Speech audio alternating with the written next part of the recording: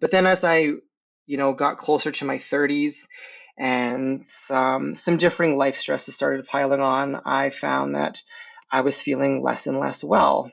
And so what unwell looked like to me would have been that I was a highly functioning alcoholic, is what the physical symptoms would have been. We would call them episodes, or it would just look like Brandon's not feeling well, he just needs to sleep it off, which sometimes helped. But ultimately, I just kept saying, no, something is wrong. Like, this obviously isn't normal. None of you guys are acting like this. And so, something's wrong. Brandon Jacobs often says that without integrative healthcare, his life wouldn't be the same. A persistent feeling of being off led him on a years-long journey to find the source of his symptoms. Brandon was eventually diagnosed with a rare disorder that processes certain foods and turns it into ethanol in the body, making him feel drunk. The experience inspired Brandon to create his clinic, Park Integrative Health, located in his hometown of Sherwood Park, Alberta, Canada. What makes his clinic unique is the combination of primary care providers and health and wellness professionals, such as massage therapists and acupuncturists. With this blended model, he's been able to offer a truly revolutionary healthcare experience. If there's a need, he tries to fill it, all while educating people on the benefits of the integrative model. Welcome to Radio Front Desk, a show that surfaces what real people and real clinics are doing to open, run, and grow successful health and wellness businesses. I'm your host, Denzel Ford, editor-in-chief of Front Desk Magazine by Jane Knapp. Here, we have powerful conversations with health and wellness professionals on the business side of clinic life. We hear their stories and discover what works and how to do it.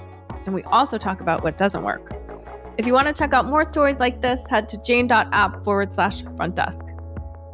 Yeah.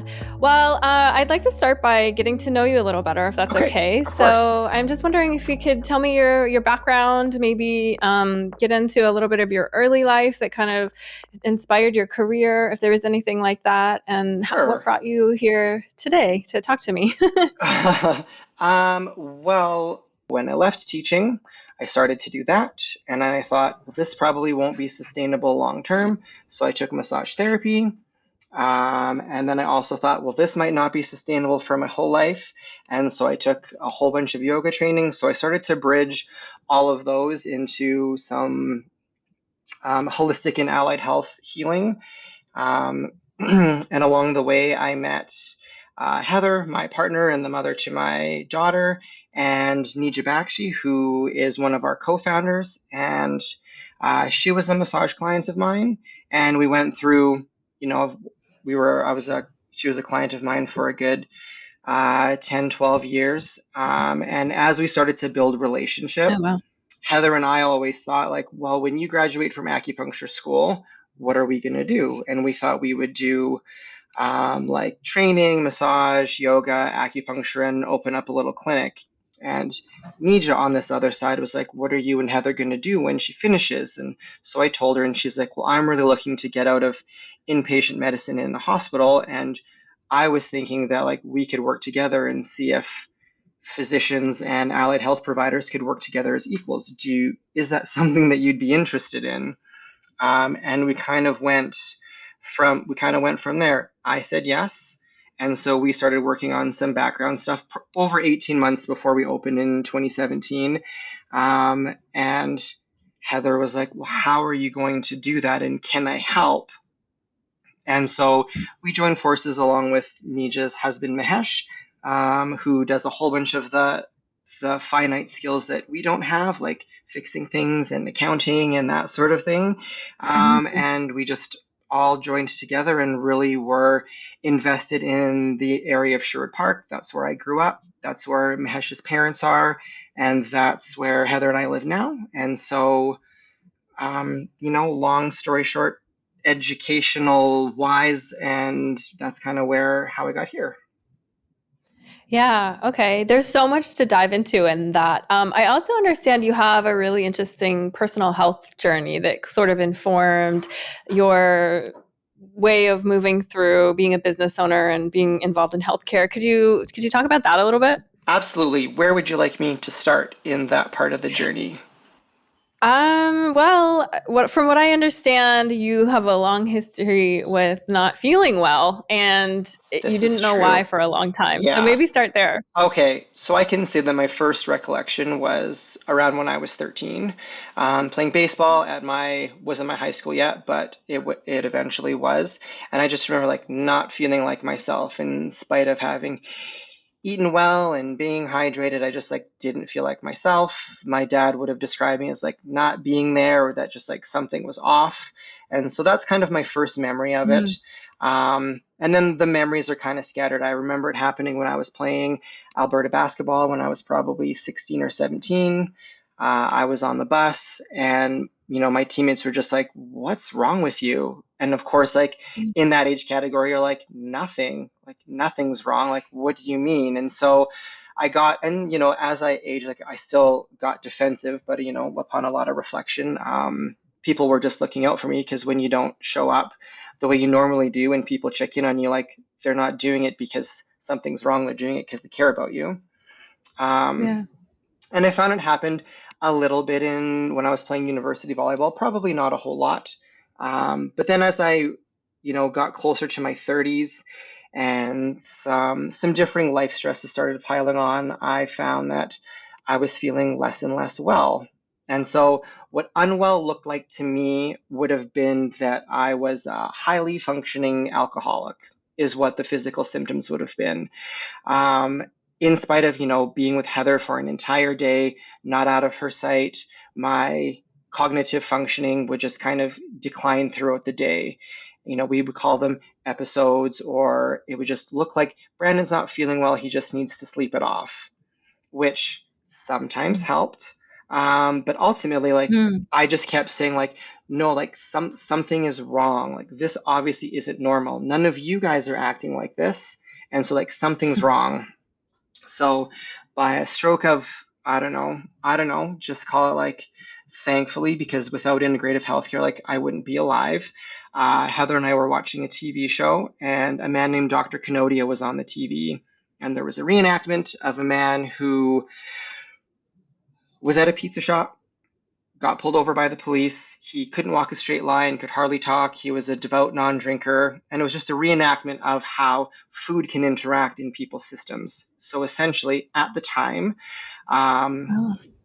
food would interact in a way with me that produced ethanol in my system. And so we didn't know this at the time, but we saw this reenactment. So I flew to Ohio to meet with Dr. Canodia, and I was basically like, can you help me? So he's a functional medicine specialist. So he's an ND and an MD operating out of Ohio, as I mentioned. And, so kind of began a journey of some testing. So all kinds of different testing and supplementation. And he's still my doctor today, but I did end up getting diagnosed with some lesser known diagnoses, which are autobrewery syndrome and SIBO, which is small intestinal bacterial overgrowth, which, as I mentioned to Alex and Vaz before, more people know about it now because it's been more mainstream. It was even like one of the Mm-hmm. episodes on Grey's Anatomy. So, 10 Right. years ago when it was happening to me, it was less known. Like I went to my doctor, not to pit it against doctors, but I went to my doctor at the time and told him what was going on. And he basically said, like, that's not real. Because at the time it wasn't a real diagnosis. But Right. so, I knew that something was wrong, and we just kept exploring and exploring and exploring. And, finally we found, so when I met with Dr. Canodia, he started helping me on that end, but I also started taking really concerted self-care. So stress reduction, which wasn't only working out in yoga, it came with massage and acupuncture and nutritional changes, because even though I was eating healthy foods, they weren't healthy for me. No one would assume that eating Mm. eggs and black pepper and mustard and things like that might make their ethanol levels high. But after some food sensitivity testing, like, Interesting. yeah, very interesting. But that's what was happening for me. And that's what happens to lots of people now. We can just more readily see that, like, perhaps there's something else going on with you, and integrative healthcare or a whole bunch of different avenues that you can explore might be able to help you. And so that's while all of this was happening, we were still opening our company and Heather was still in school and trying to do this full time. But for me, that's why it's such a passion project. Not only is it in my hometown, but I get, a good number of people from high school or acquaintances like reaching out and asking me like, can you help me? I've reached some roadblocks. I've tried these part and parcel things or these one-off things. Like, is there something that you can do or that you guys offer that can help me, even if it's not to see both a physician and allied health members? Like, is there something that you can do to help me? So it's very passionate for me because, as I mentioned, if integrative healthcare and Dr. Canody and all the help that I received on the back end, I wouldn't be alive. Wow. Yeah, that's really powerful. Can we dive into the integrative healthcare a little bit? Piggybacking on that. And like, so well, two things. First, you've mentioned the term allied health, and I just want to make sure that all of our listeners kind of are on the same page with us on what we mean by that. And then if you could do the same with integrative health as well, if you will. So allied health is basically what we decided to call what was once called alternative or complementary modalities. So basically anything that's not considered medical, like a medical doctor or a nurse practitioner, we called allied because we view our team all as allied members together. So they're allied with the medical system and allied with themselves. They're not complementary and they're not alternative. They're allies in your health journey. So that's what we have chosen to call that area, because before my title was the director of holistic health, which made sense at the time because they were holistic modalities, or that's kind of how they were viewed, and we just wanted to amplify the way that we viewed them and the way that we want the public to view all kinds of avenues of care. So we decided to call it allied.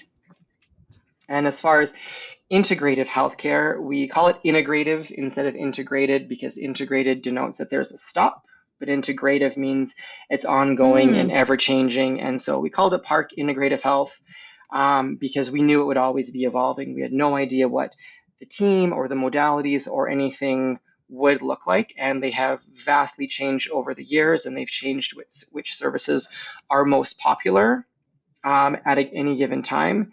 And what we're really trying to do is show that healthcare can really just be universal.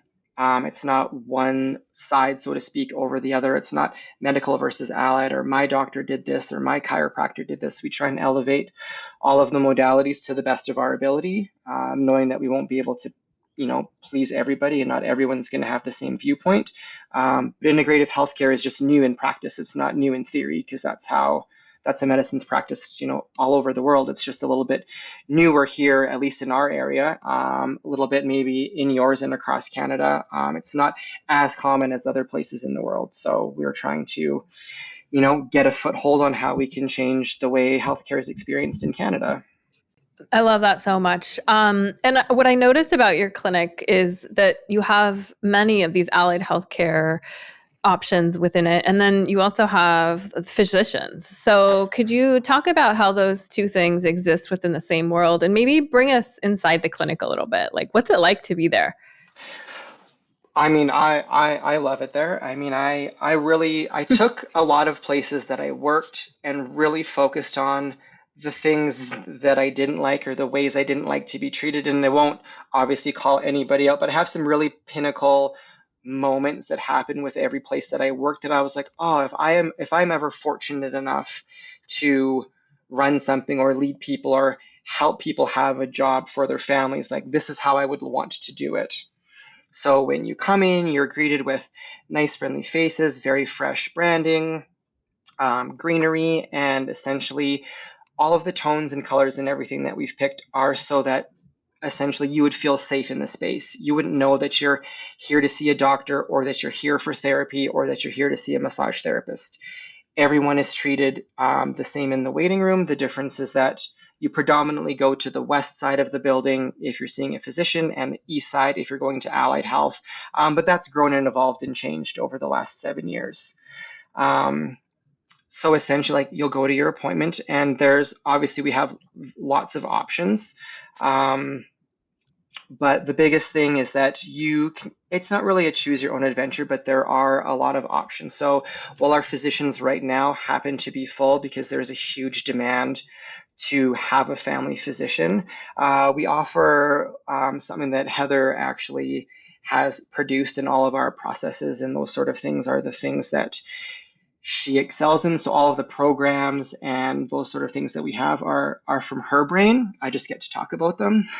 So the client care program is at the core of our company, and it's the bridge group of people and the bridge thought that you can refer from the physician team to the ally team. You can refer from the ally team to the ally team, or the public can self-refer themselves to one of those streams depending on who's available.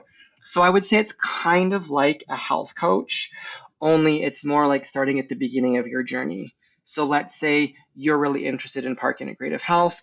You know that there's not a doctor accepting, or you have a doctor, but you're not sure where to start with allied health. You could book a client care consult virtually or in person, and you could come and sit down, and essentially it's a way for you to tell your story, for the client care coordinator to listen and to essentially see what your goals of treatment are, what modalities you've had, which ones you're interested in, and then to remove or at least talk about any barriers that you have. So that could be finance, time, personality, what have you. And then essentially they can help you book and build a plan. Then you go into our client care program, and then a client care coordinator is the one that checks in with you. So essentially they check in every couple of weeks, see maybe you missed an appointment. Hi, so-and-so, we see that you did miss your appointment. Like, is everything okay? Are you still interested in this modality? So essentially, they get followed until they, are maybe a more stronger agent of their own health. Maybe they need a little less help. Maybe they need less help booking, but we do lots of consults that way. Or instead of having, say, a hallway conversation where I say to someone, hey, I'm glad you enjoyed your treatment. I've already rebooked them. Like, I think you'd really benefit from acupuncture. Instead of simply having it in the hallway and that person being like, yeah, sure, I'll probably book acupuncture maybe one day, and then it's gone out of their brain. We can either put a task in Jane, funnily enough. Hi, this client is looking for more information on acupuncture, and one of the client care coordinators contacts them. Or we do it a little bit more in real time, but then we send consult letters back and forth about this person's collaborative care. We have a consent form for people to enter the client care program, where if they want everyone to be able to view their chart notes so the care is collaborative, then we do that. And then if they request something even deeper, like a patient case conference or a client care conference where all of their providers get together to discuss what they're doing for their care, we also do that. Yeah, wow, that's quite a lot. It's quite a lot. What is your approach to getting patients or clients to understand the value of these different modalities and the other options that are available to them? Like, how does that conversation go? It's been evolving over the years. So I will say, when we first started, there was admittedly like a lot of pushback, not simply from the community or the medical community, which there was, but more from clients not quite understanding. Like, I came in here for my free healthcare, and now my physician is saying that I should book a massage, but I should book it in this building where I have to pay, which is true because it's still a business. But also, instead of referring out, what we did is we created some posters that were branded and tailored to every physician's panel, and we put it in the rooms, such as, do you suffer from depression or anxiety? And then on the bottom, it'll say, perhaps you would benefit from a referral to our mental health team, like talk to a client care coordinator. So then it allowed the client to be more of the agent of like, hey, that is me, and I would like to hear more about that, instead of it feeling like it was the top down, the doctor knows everything. Because one of the things we like the most about the team of physicians that we have is that they're allowed and empowered to say, I don't know, but I do have a whole team of over 50 people that could probably help you because I don't know everything. And so that's how more conversations are started. But more than anything, it's simply education. So we have lots of ways to do that. Right. Instead of having pamphlets, we have unassuming QR codes that link us to our website so people can, peruse as they wish. We have, our services, vision, mission, values, and our team in the waiting room with some light ambient music so that if that's what people want to watch, they certainly can. Our nursing team or our admin or MOA team, they might have more of a hallway conversation like, hey, I see you're here in for this. Like, is a referral to XYZ of interest to you? If not, please talk to Dr. X. And if so, you can come back out and talk to me about it and I can book you something. So it's more just educating that we do have more modalities, but you're not bound to seeing any of them. And if you want an external referral, absolutely. But it's really just to educate people, not just that we have the modalities, but that there are other options. Yeah, I love that. And when I'm on your website, I was kind of shocked at how many different options you have. Mm-hmm. So I am too. Maybe you could just quickly give us a laundry list. And then I'm wondering how you made the decision to bring in the ones that you brought in. How was that decision made to choose acupuncture or whatever you're going to choose? Sure. So when we started, I was a massage therapist before, so I just assumed most people have benefits, especially here for massage. So I thought massage was definitely going to carry the allied team. So we started out really small with 4 core things, which were massage, acupuncture, mental health, and nutrition. So I started there. Then it's really just evolved. It's evolved as I just have to interrupt you for a second to just congratulate you that was your starting point. I mean, that is quite a group. So please continue. I'm sorry, but that's okay. right out of the gate. That's a huge, wonderful starting point. Yeah, thank you. And that's what I thought we needed at the beginning, and we still do. Those are definitely our longest standing modalities. And then it's really just evolved. It's evolved as people have come in and they've, wanted to offer other things. We have a nurse practitioner model now that's different than some others. It is fee for service. Some clinics have their nurse practitioners see their medical panel, and we just have taken a different approach. But that was just in a way to support the medical team as another offering. We offer our new building, Synapse by Park Integrative Health, houses our physiotherapy and chiropractic team. Essentially, we outgrew the space. The community had been asking, when are you going to have physio and when are you going to have chiro? And there was a 5-year hold in the plaza, so we kind of had to wait till that lapsed anyway. And then so we expanded so we could grow the team in that way, but still in the plaza. So it's technically still under one roof because we all share a roof, but it's just it is in 2 buildings. Park Integrative Health is Unit 970 and Synapse is Unit 910. So they're not that far apart. And we offer medical aesthetics. We are adding an intimate health or a sexual health division in the coming months with a physician who was in our community that reached out and wanted to do some work with us. We have occupational therapy, and occupational therapy came out of a demand from the long COVID community because we still do run one of the only long COVID programs in Alberta. Dr. Bakshi was kind of the lead at one of our hospitals. She was the lead at one of our hospitals, and so we still run a long COVID clinic. So occupational therapy and a very specialist physiotherapist that we have came because that was a demand that was needed.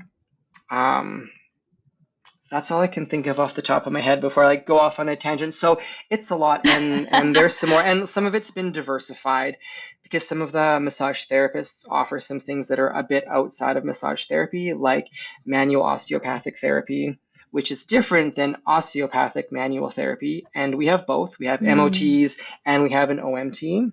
And so the education around that has been important, just like the education around the difference between what a RD, so a registered dietitian, does versus a certified holistic nutritional consultant.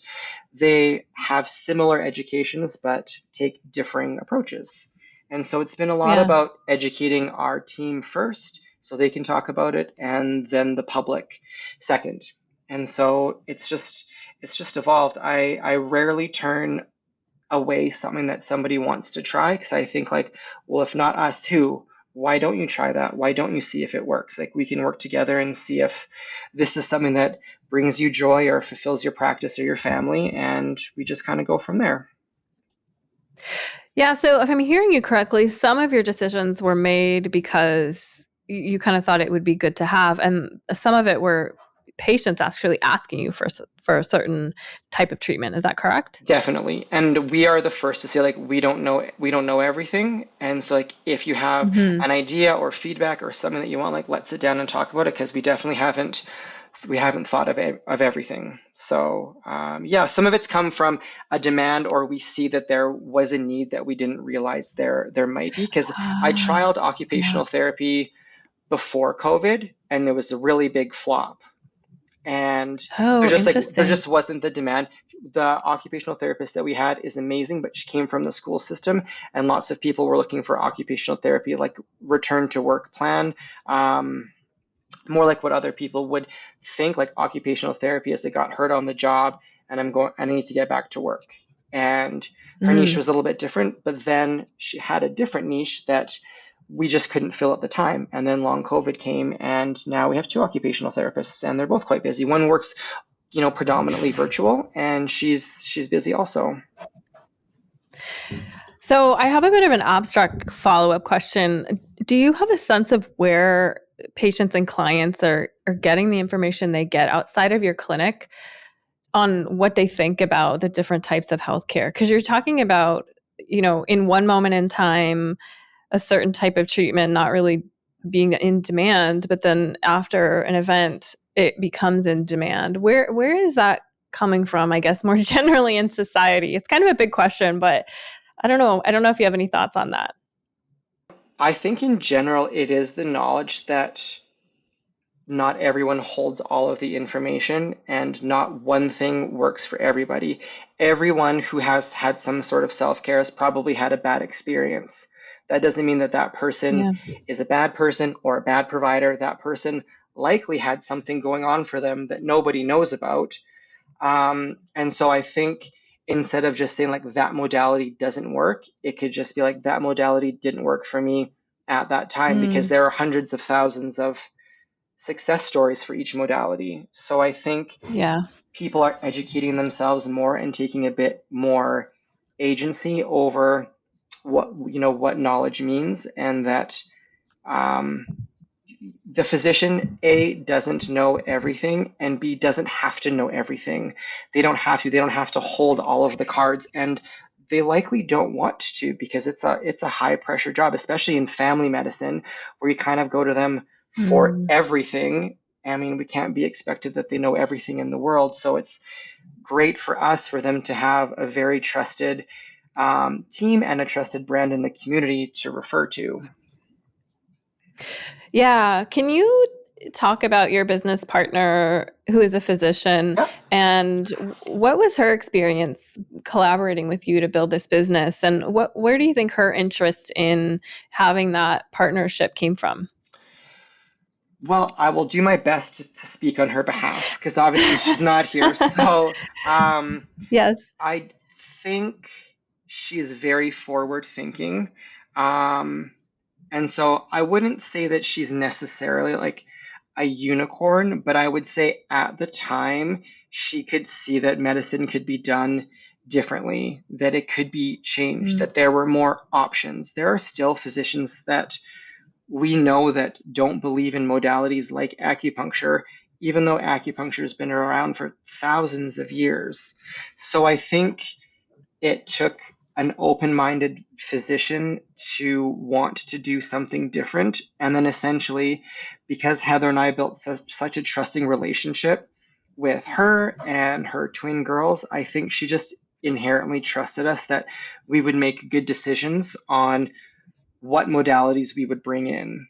And so I think it Mhm. came just like any business, like it comes from relationship building, because they're all businesses of humans for the most part, especially when it comes to Yeah. self-care or your body. Like it's all a business of humans. So, and they're messy and they need help. And essentially you need to be open-minded if you want to try something new. And so I think she went through a lot of strife amongst colleagues and the medical community in general saying like that's not going to work, or that's not a real thing, or whatever kinds of things that I don't even know that was said. And I think she just disagreed or buried it somewhere and moved forward. And here we are, almost 7 years later with, an expansion and a thriving company and people still connecting with us who've been turned away from where they work for something that they want to try for the betterment of the community. And we said like, yeah, let's try it. Yeah, I love it. You just mentioned expansion. Maybe we Yep. can flip a little bit and talk Sure. about your growth story. So Yeah. I understand that your clinic was the first of its kind in Edmonton, Alberta. Yeah. So what was that like? How did you get off the ground from the start? Oh, we had a lot of like haphazard meetings and a lot of like coffee shop talk that was more like, truly it was the four of us coming together, having a lot of different skill sets. I was fairly connected in the health and wellness communities. Like I knew some people that I could contact, even though we did hold open interviews. And she was running internal medicine in the company, and she had a physician in mind that was going to join us. But essentially, it was how are you going to do that? What are the systems going to be? That was even more important because like you can have a lot of really big ideas, but the question is always like, how are you going to do that and how will you make that successful? So as I had mentioned, like Yeah. that's where Heather came in and was like, we need things like a human resources manual and that sort of thing. And so we really started on the back end, 18 months even beforehand, even before we were looking at spaces. Because we knew it was going to be a really big responsibility to employ people, and we wanted to make sure that even though it's evolved and changed, and obviously we still didn't get it right in the beginning, like we did our best and we didn't rush it by any means. And so we started long before we opened, and then I would say when we expanded, we went a little bit quicker because we thought we had a lot of knowledge, which we still did, but I would say that the expansion happened a lot quicker from the first time we talked about it to when it actually became a thing. I love that you mentioned the human resources manual because I'm fascinated by all the little nitty gritty things that people need to do to run these businesses, to open them, to keep them afloat in a positive way. Has that document changed since the very beginning to now, where you have a lot more staff that would be needing to work under that manual?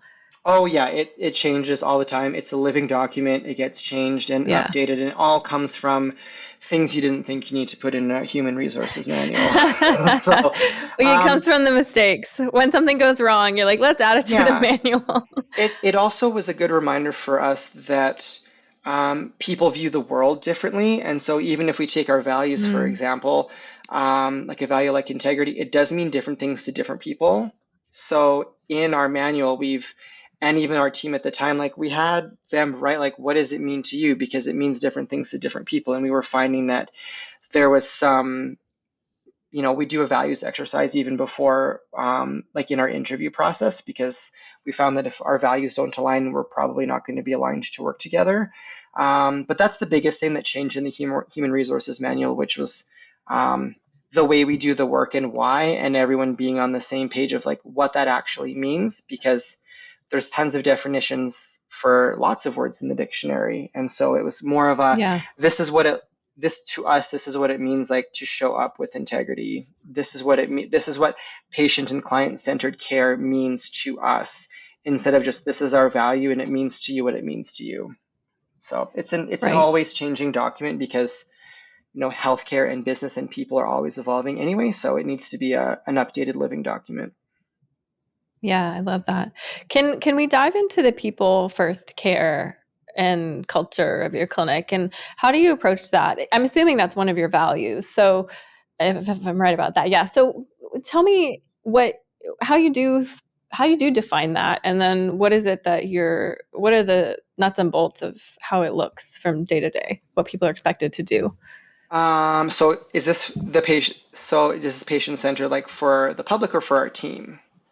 Because More like for the team, like your for the team, people first culture within your clinic. yes. Yeah. Well, building a really positive culture was really important to me. When we first opened, we went to some conferences. We went to a thing called the Cult Conference out in Banff, Alberta, and got some really great stuff there. We went to some leadership conferences because, I mean, we've all been in leadership roles in some sense, but like other people have a lot more knowledge. So we did our study and some homework on what we wanted that to look like and feel like. And so it's kind of more in like the smaller details, at least on my end in my portfolio. Like people fill out like a love languages form or a client, a staff member appreciation form when they start. So we know how they like to get feedback. We know what's important to them.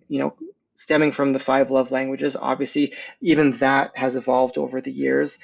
But there's no sense in giving somebody a gift card if their love language is quality time, as an example. So we do celebrate people's birthdays and anniversaries and that sort of thing, and we try and tailor that to like what their specification is, which is a lot to go through with 50 plus people, but that's part of my role, is remembering everyone's birthday and anniversary, and milestone anniversaries, they get a little bit extra, and birthdays, I always send a text or an email, and everyone still gets a card. And some people have had 6 or 7 cards for their birthdays because they've been with us from the very beginning.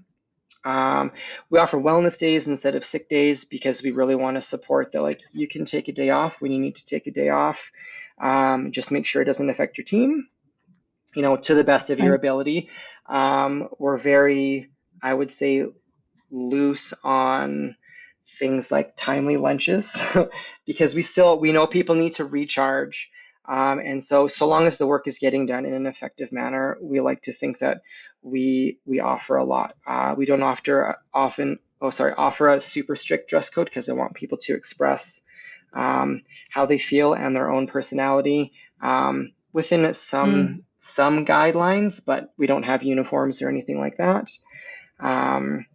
I know everyone's name. I know lots about their families as much as I can. We do frequent check-ins. And so I've found over the years that even though it hasn't landed for everybody, and even though not everyone stays with us for years and years, like, I do my very best to hope that they feel cared for, appreciated, valued. And if they don't, like, they're welcome to reach out. A couple times a year, I ask for feedback that I never want, but it always makes the company better. So I just try and let them know that I do really care about them. And while we are a business, and so we need to make money so they can make money and we can all support our families, I still always want to do what's best for them. And I try to let them know, like, this feedback is what I believe is best for you, not what's best for the company. Because they still let people for the most part, create their own schedules. They get to block off the time that they need. We try and treat them as true contractors. Can't deny them vacation time, can't deny them sick time. I don't say you can't block off the last client of your day. And I would say, sure, maybe that's to the detriment of the bottom dollar sometimes, but I'd rather have people work with us for 5, 6, 7, 10 years part-time and be super happy than, have a set schedule and a quota and have them be with us for 2. So try and be as flexible as I can. One thing that we learned, even out of us having a child, is helping support our team that does go on a leave. And so we'll be coming up on supporting our 28th team member with a maternity leave. So very well versed in that and trying to help them come back in a way that is good for them and their family and still allows them, we cut shifts or time slots short so they can be home for bedtime or have a later start time so that they can drop them off at school and all that sort of thing. So we do our very, very best within the constraints of still needing to keep the doors open. So a lot of stuff goes on in the background for those things to be possible. And as I talked to Vaz, like, leadership and doing those sort of things can be super lonely because they're all the background stuff that that people don't get. But when you give them one-on-one attention, like they're the only person that you're, working with right now, it's easy to forget that we're also doing that with 50 plus other people. Right. Yeah. There's so much in there that I think our listeners can draw from. personally, I am inspired by you using the 5 love languages to interact with your team, because I don't have the same love language as most people at work. I actually want more work. I want more work. That's what I feel like. I don't want them to say you did a good job. I want them to give me more work and more responsibility. And to me, that's the equivalent of, yay, you did a good job, Denzel. But so many other people aren't yet there. They actually want me to say, you did amazing. And I have to remember that. But like using the model of the 5 love language is exactly that exercise of remembering that other people need something different than what I need. Yeah. Okay, so all of that has really set you up, and you have expanded to a second location. Yes, we So have. would you talk about that? When did you make that Sure. decision? When did you feel confident that that was the right thing, and how Oh, did you do that? well, I'll just like be super honest. So we've been really wanting to add physiotherapy and chiropractics. Um, we were just like waiting for this 5 year milestone to be gone and all the restrictions in the plaza Ah. to lapse. And so we had a strategy meeting in February about like, okay, it lapsed in August. Like it's time to start thinking about like how can we do this? And so we started out small with a couple of physiotherapists just working in our in within Park Integrative Health. But like physiotherapy for the most part, like probably needs to be done in a bigger space where they can at least move around, not just a treatment room. So Mm. we had our strategy meeting in February, and in March we bought a bay. So I would say not a whole lot of planning went in, other than like this bay's been available, our attention finally turned to it. Um, and like if we don't do it now, like we're not going to do it because there's always a reason not to. So I would say we Mm. put in a lot less thought than maybe we could have, but only because we'd done it before. So that's just kind of how that went. We bought it, and then it was like, okay, start at the end, and who are all the people that we need to get this in place? So first things first, it was like, well, we obviously need a designer and we need a contracting team. And so that's kind of where we started. Contacted a designer, made sure that she was part of the architectures group so she could tell us essentially the do's and don'ts and cans and can'ts of the space that we bought. Then there was find a contractor who wanted to do the project, because you need those things in place really before you can start anything. The bay was a Mhm. pizza and donair shop, so all that stuff is still in there. So it's really hard to like walk in to see a donair shop and think like this is going to be a physiotherapy space. Um, and then we just kind of started with like our vision board of what we wanted it to look like and feel like and what we wanted the experience to be like, and we worked from there. So we went back and forth a lot with our marketer and with our design team, making sure that even though it might take longer, that the renderings looked how we wanted it, and that but that it was also still profitable. Because at first we're like, oh, let's have like 4 private rooms and a physiotherapy tub and this and that, and then it was like, well, if you want more than 10 people in here, you have to have 2 bathrooms. And then we're like, okay, like maybe we'll just build an upstairs. And they're like, well, that doesn't really work in these spaces. So we had all these thoughts of things that we thought we could do to maximize the space. But essentially it was, here's what you can actually put in it. And so we just had to work with it because we already bought it. So so I would say we put in less thought into what we were buying, but more it was such a big demand from our community, and we knew like we needed to do something else and something more because we'd already outgrown the space for the most part. How are you how are you making certain decisions around what needs to be there from a treatment perspective, considering you're not a physical therapist, physiotherapist? I have a really good dialogue with the team that I have and a couple of external people that I spoke with, which was Mhm. essentially like, what do you need? Because like I'm not a Yeah. physiotherapist, not a chiropractor. Like, what do you need? And so I essentially like asked for a needs list, a want list, a wish list, and dream list. And I basically Yeah. got what I could from everybody. But it's interesting because what everybody wanted more than anything was time with their clients. So Oh, interesting. yeah, so that is one thing that Mm. we really put out there, is that there's not a quota, there's not a time schedule, there's not a restriction. Like if they need to spend more time with their clients, I've really tried to let people practice the way that they want to and need to practice. If they want to run on the 10-minute, they can. If they want to run on the 20-minute, they can. And so because we do know that with the right team and with the right level of attraction, like the company will be successful. And Yeah. so I would say I just asked them what they wanted and needed and got what I could, which is also changing. But yeah, they wanted time. They want, like, I want to be able to spend time with my clients. Hmm. So that's what we Interesting. offered. And then as new practitioners come in, if there's something that they need, we see what it is that they need. And if it fits within a certain budget at that time of year, it's either a yes at this time, or a no, not at this time, but let's circle back at this date.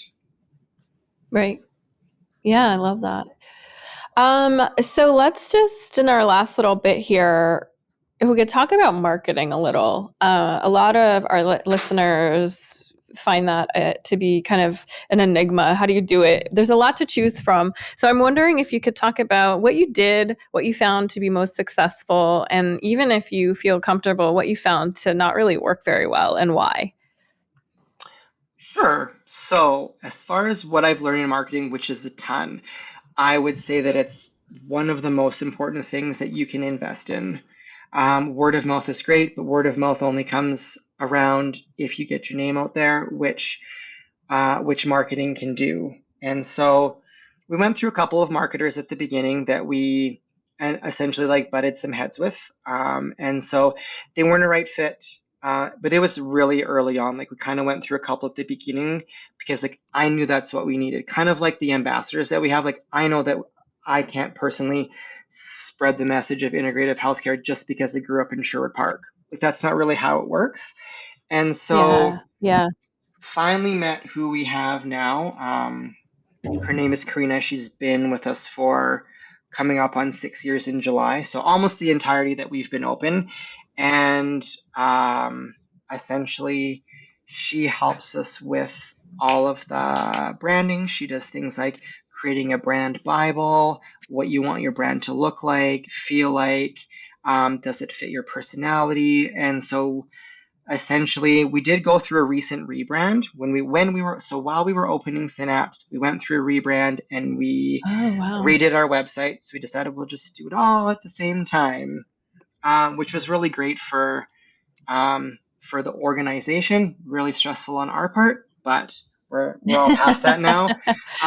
But I would say like finding a marketer, we're really lucky because Karina kind of does it all. She does our SEO Mm. and she does our communications, and she kind of does everything where we don't have to, she also does our social media. So it's not like we have someone doing social media and we have someone else. So it's kind of like she's our like integrative marketer, so to speak, because Oh, I love that. I love that. I just made it up actually. So we get to talk about all of those things in real time. And so I really do think that outside of like all of the team members that we have, she's one of the people that works in the back end that does a lot of the thankless work which is why we have a lot of these forward facing things in these programs. Like it's great that we can run webinars, but how do we get that message that we're running webinars out there? And then like, how do we put it on a website?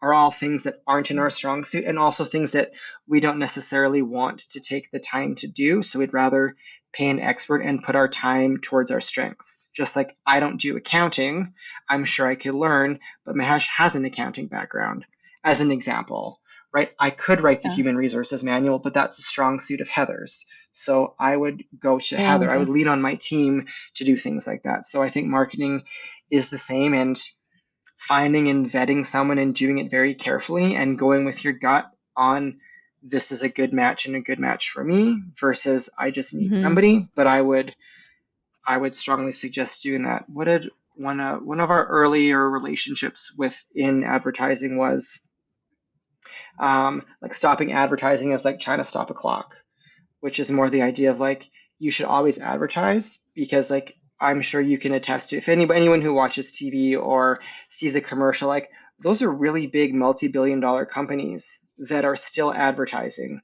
right? McDonald's, Coca-Cola, Pepsi, some of the really big, long-standing companies out there, they don't stop advertising just because they're super popular.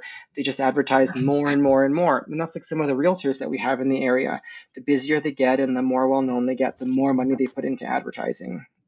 And so obviously you have to look at your margins and look at what's possible and make sure that you're doing some things that might be a return on investment. But I can't say what those are. I can't say for sure. I know that we had limited success with radio, but we did try.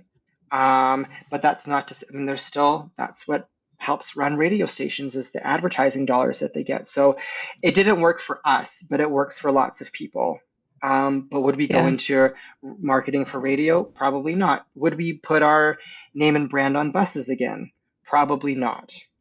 Interesting. But we did. And so focus a little bit more on some community initiatives and some more targeted smaller markets, especially now that we've been open for a while.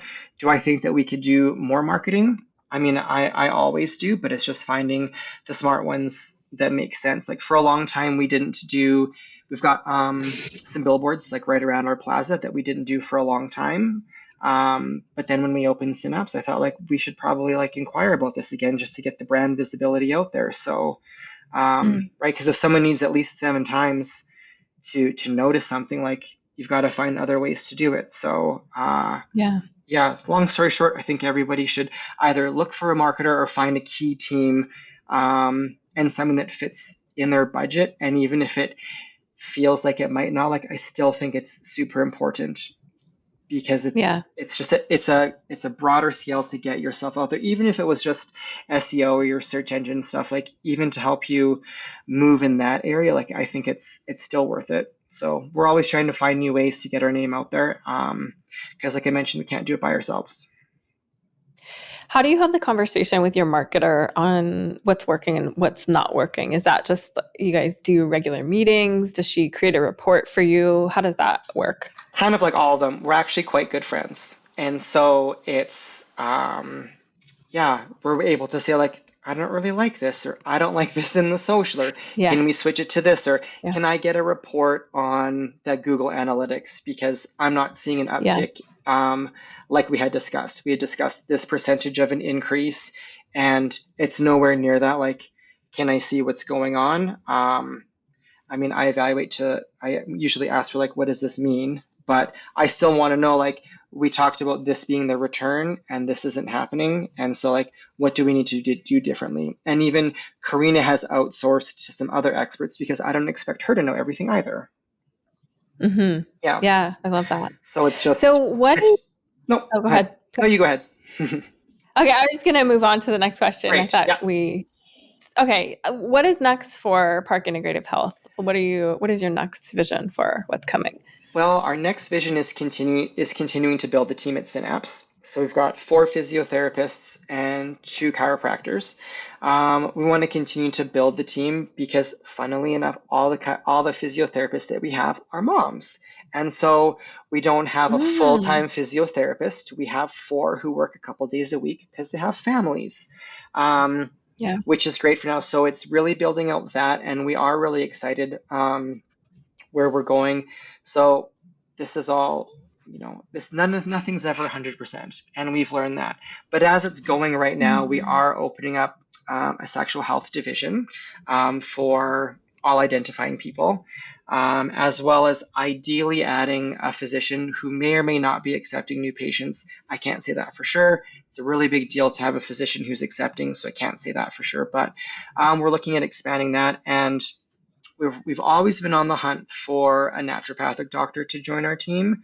We're just really active in that search right now. Before it was just passive, and we did some interviews and didn't really find the right fit, but now we feel like it's something that's really vital to add to the medical team. So that's the next step. And then I would say that if all goes according to plan, our next step would be opening up our own mental health division in its own bay. So even though we just renovated all 4 of our counseling rooms with new flooring and air conditioning units and everything, we're hoping that at some point that would be the next expansion, is moving mental health to its own space, where we could have a play therapy room and kind of do a little bit more than can be done in just single rooms. So that's what we would be looking to do, would be to take those 4 rooms and put them into a new bay, and then whatever else we could, and then repurpose the 4 rooms that we have, to accommodate the added growth. So if I had to speculate what we would be looking at, that's likely the next step. We'd also talked about adding psychedelic assisted therapy into that building, since that is something that is coming more to the forefront. So those are all things that we're working on in the background. I just think we'd be probably a little bit more strategic in the timing of an additional bay, because there is still one available in the plaza, but Synapse hasn't even been open for a year yet. So yeah. Well, I am so grateful that you came today and shared your story with me and with all of our listeners who will hear it. So I appreciate your time so much. I think there's so many nuggets of wisdom that people are going to get from this conversation. So thank you so much. of course, thank you. And I'm always happy to come back.